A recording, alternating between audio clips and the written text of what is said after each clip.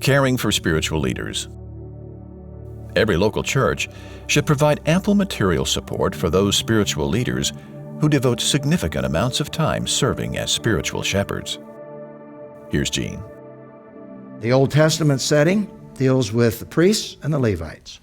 And we have it here. The Levitical priests and the whole tribe of Levi, from which the priests come, will have no portion or inheritance with Israel. That is, the material portion in the land. They will eat the Lord's fire offerings. That is their inheritance.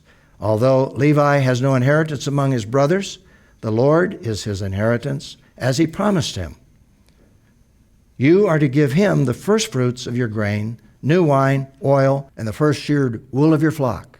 And of course, in another place, it spells out that this is the tithe. And in that case, the tithe was actually of grain, of wine, of oil. That was their bartering system. That was the way in which they measured what they gave.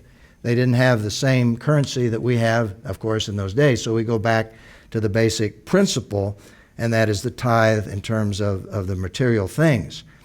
So here we have a statement of that, and in terms of caring for the spiritual leaders, those who are responsible to give direction to the church. And 1 Timothy 5:17 to 18 really deals with that in the New Testament, where Paul talks about the elders who are good leaders. They work hard, and they should be considered worthy of an ample honorarium. Double honor is sometimes translated honorarium, sometimes translated double honor. We're to honor all spiritual leaders, but there are those who deserve double honor, and there the double means material honor as well as just honor. And it's taking care of them physically.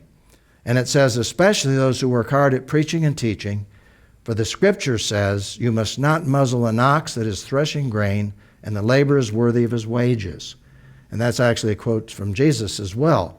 And so he's talking about material support, whether it's money to buy food, or if it's in an economy where you have food per se, as it was in Israel, grain or whatever, there is to be this specific commitment to caring for spiritual leaders. And the reflection response question is, what would happen if all believers in local communities of faith provided 10% of their income to care for spiritual leaders to devote full-time to the ministry? If I gave you a calculation of what that would mean, it would boggle your mind. In terms of the money that would come in to care for our spiritual leaders, to support missionaries, to send them around the world, to take care of them, if every Christian was obedient to that, just that principle there of the tithe, it would be absolutely amazing what would happen. Another thing that would happen, you probably wouldn't have any building funds. You wouldn't need them. You'd have the money not only to care for everybody, but to build the buildings as well.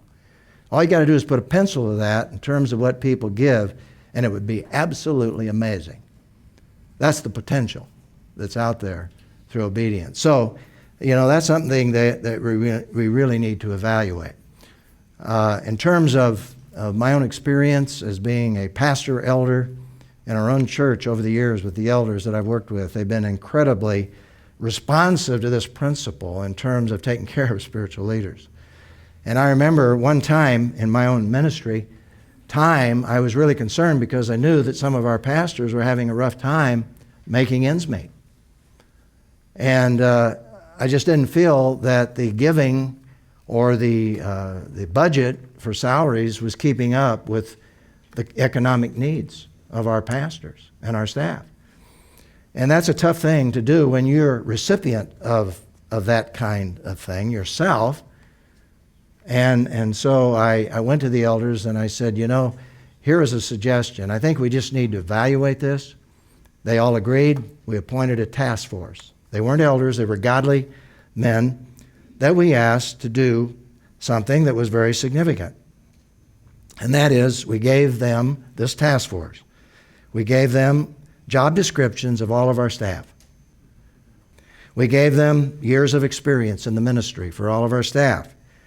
We gave them the educational background of all of our staff, plus all of their experience that goes into that. And then we said, in view of our location here in this particular part of the country, the cost of living, etc., tell us, without knowing what we pay our staff, tell us what we ought to be paying our staff. So it was a very objective process. And these 7 individuals went to work in evaluating all of that. And when they came back, they sort of startled our elders. They didn't know what they were doing, but they actually told us we needed to double the salaries, particularly of our pastors. They said, your support staff is pretty well done, but in terms of our pastoral staff, you need to double their salaries. They didn't know they were telling us that. Now, what do you do with that? Well, they took it seriously. The elders took it seriously. It took us 3 years to make the process to get where we ought to be. But it took this group of people who knew what the cost of living was, what it took to be comfortable, not worried about income, to tell us what we needed to be paying our staff. Was our staff happy? You better believe it, including yours truly. And I was thinking about that today in terms of, in our culture, how we need to evaluate that as well, some other factors. I didn't suggest these at the time, but I think I would suggest them if we did that again. And by the way, we've done that 2 or 3 times during the time I was senior pastor. We'd evaluated every several years. But number one is we ought to pay our pastors in our culture enough so they can tithe. If they can't tithe because they don't have enough money, we're not paying them enough. Because we need to lead by modeling. Number 2, we ought to pay them enough in our culture to save 10% at least. At least 10% for the future. And number 3, we ought to pay them enough they can take vacations with their children and recoup, because that's a principle of Scripture, to rest and recoup. And those are factors that need to be factored in to this whole situation. So it's a very practical principle, isn't it, that needs to be applied in every local church situation. I'm thankful that I've worked with elders and leaders who've been very responsive to that over the years, to give us guidance as a body in how to take care of those who are spiritual leaders. So, the principle reads, every local church should provide ample material support for those spiritual leaders who devote significant amounts of time serving as spiritual shepherds.